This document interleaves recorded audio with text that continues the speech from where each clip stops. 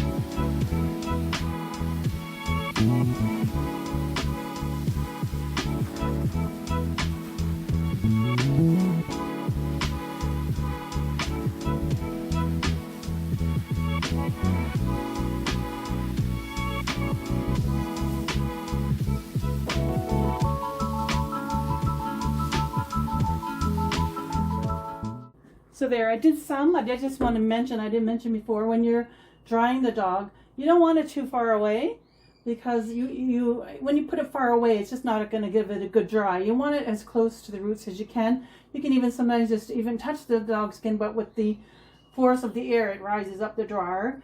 So you want to go pretty close so it can get to the roots and out. You don't want to go too far away, just kind of mats the dog. When he's almost dry, you can kind of go further away, but at the beginning, you want to go close, like this far. See, it's pretty close to the dog's skin, and you can tell when I'm drying the dog how close it is. So this is like, I'd say 90% dry already up here.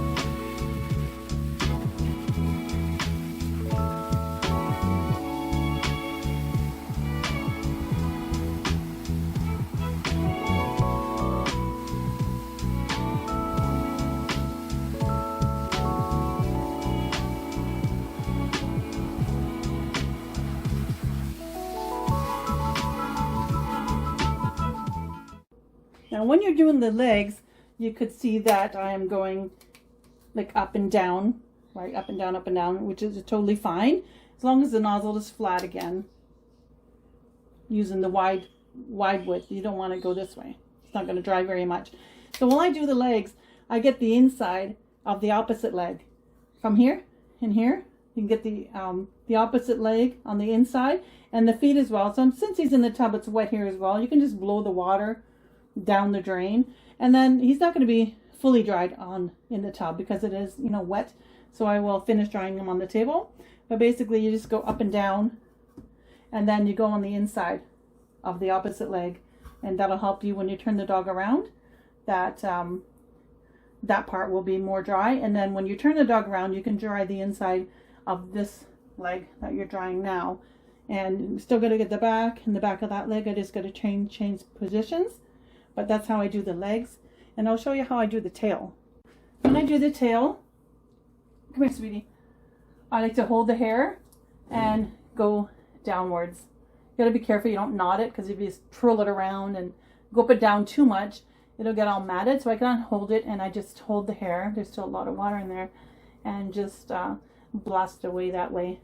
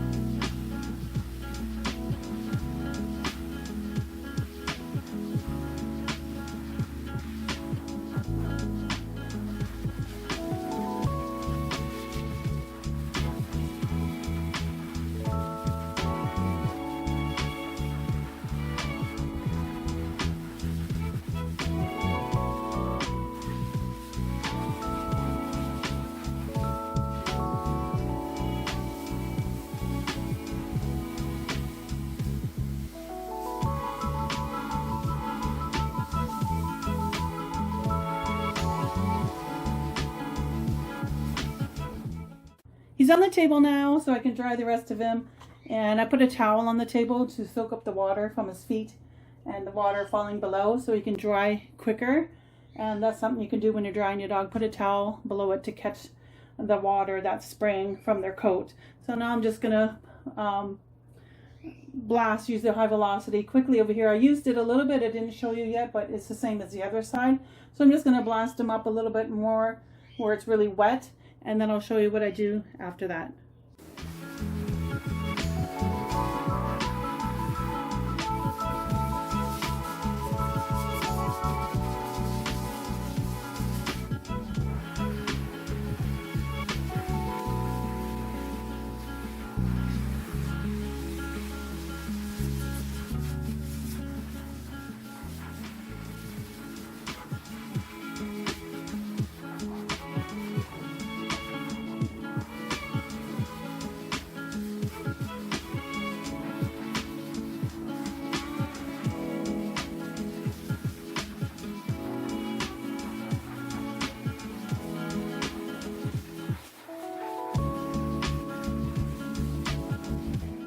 And this is when I get the inside of the other legs, like I showed you before. So now I can get the inside of the legs I've dried the first. So I'll just dry all that. And I want to show you there is a knot down below. So I want to show you how this high velocity can help that come out. All right, so right here, he's a little bit tight. It's not really too matted, but there is knots that I'm going to have to work out. So the force of the dryer will sometimes split them apart, or just move them away from the skin so I can easily brush them. So I'm just going to work on that. And I don't know if you can see that. I can't really put the camera closer. It's not too bad. There we go. It's just a tighter area around here. So let's see if I can loosen that up.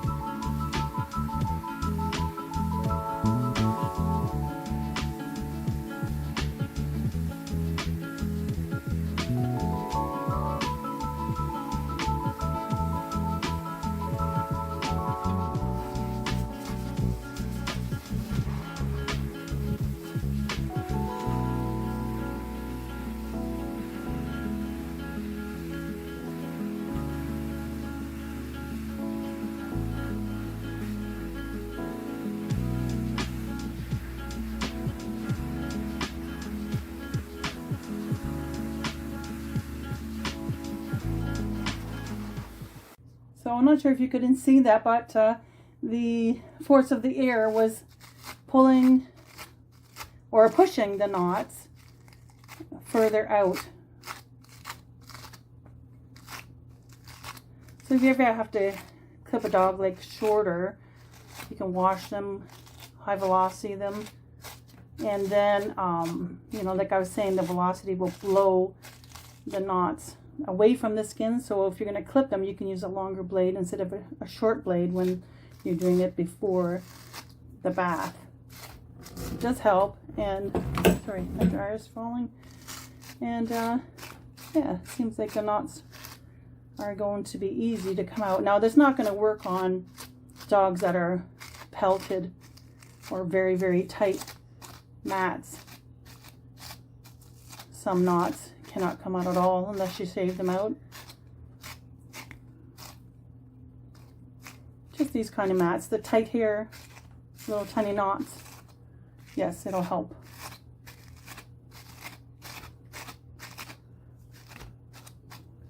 There, I can work on that later, but yes, it definitely helped. So now 90% of his coat is dry. So for the head and the ears, I do the ears last. He has a lot of hair on his ears. I've got to get his top knot done before it gets dried out.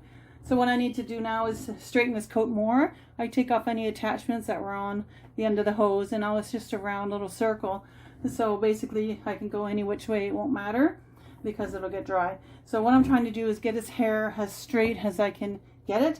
So I hold this very close to his skin, very close, and with the air pressure it'll help pull it out a bit. But I blow it until he's very dry, and then I use a brush. I use a soft slicker, and I brush and blow at the same time as well. I'll do this and do that. It depends on the area, but I'll give you a quick demonstration.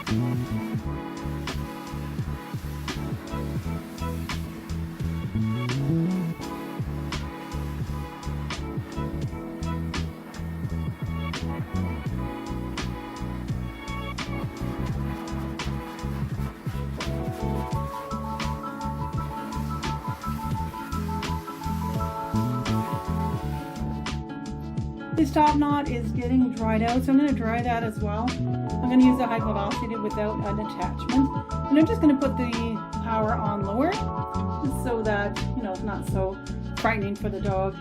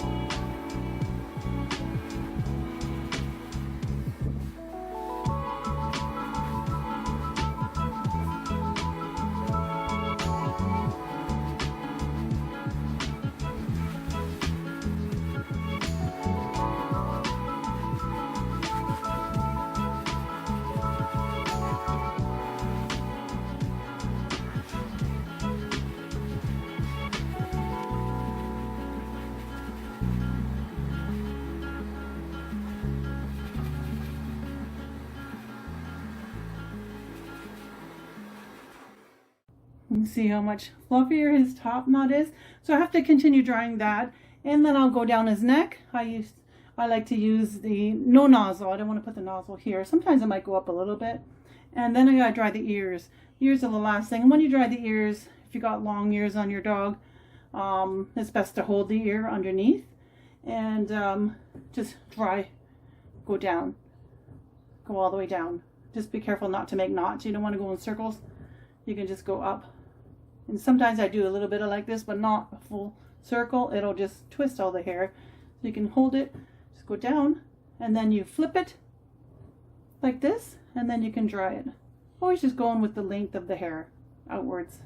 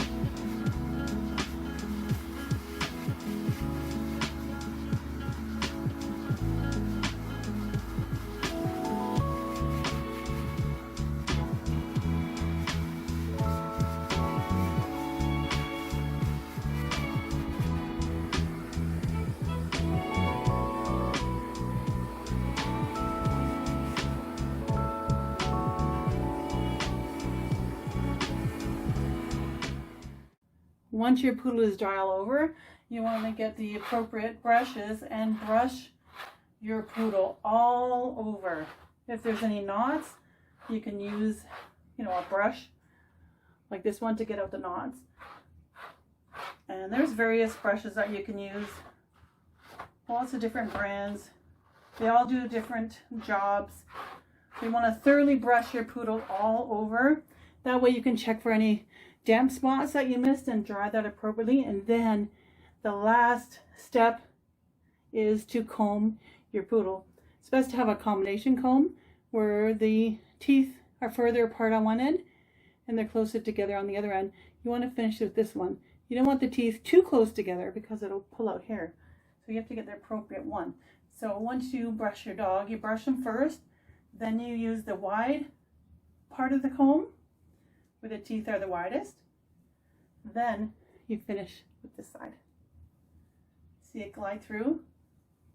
Now if there was a knot, it would obviously stop, so you can work on that or use your brush, demating brush, to get out the knots. And look how beautiful his coat is. And now there's a little bit of a tangle here. Now he's ready for a haircut. He's beautiful.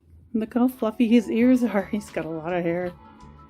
I haven't even trimmed his ears yet, and he's 2 years old and they're really long, so I might trim them because his actual ear leather is up to here. He's got all that hair. But I love the long hair. But it is high maintenance. Look at that top knot too. Got a lot of hair. So lots of brushing, lots of combing. Let's see your beautiful face. Where's your eyes? There they are. Hey Benny, look how beautiful you look. So I hope this video helped you. If you haven't subscribed, please subscribe, and that way you won't miss any of my future videos. And just hit the notification bell. It'll notify you when I upload a video. I'll be making more grooming videos, and I'll put links down below of some grooming products for your poodle. Hope you enjoyed.